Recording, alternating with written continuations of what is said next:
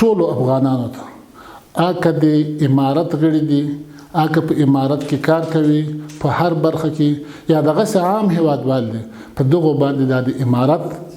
نصرت د امارت کومک کول امارت سره کې اړیکې ساتل د امارت مجاهدینو خدمت کول دا لازم ضروری دي الله جل جلاله فرمای لئن شکرتم لازیدنکم ولئن کفرتم ان عذابی لشدید دا د الله جل جلاله یو نعمت چې افغانستان ته افغانانو ته الله جل جلاله ورکړی ده نو کداغه افغانان دغه نعمت شکریه ادا کی دغه نعمت د الله جل جلاله یو نعمت وبولي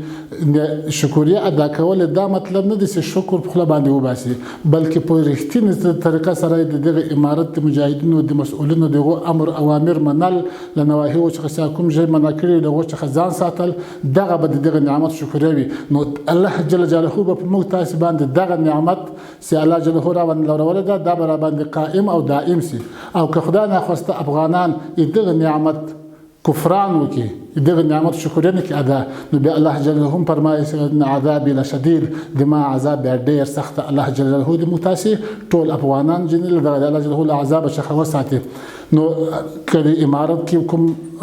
مسؤلین دي کوم خدمتګاران دي مجاهدین دي د خپل دندو کې خپل وسپارلو دندو کې مکمل رښتینولي صداقت اخلاص باندې دا کار مخبوزي او په عوامو باندې دغه لازم او ضروری ده چې خپل امارت خپل مسؤلین بلکې واجب ده چې د خیر دعاګانې وکړي د استقامت د ثبات دعاګانې وکړي نو له ټولو هیوادوالو څخه دغه غوښتنه لرو چې د خپل مسؤلینو ته خپل امارت په اخلاص سره دعاګانې وکړي دغه د امارت د کارنې بریا دي ټول ولس ټول افغانان ته مبارک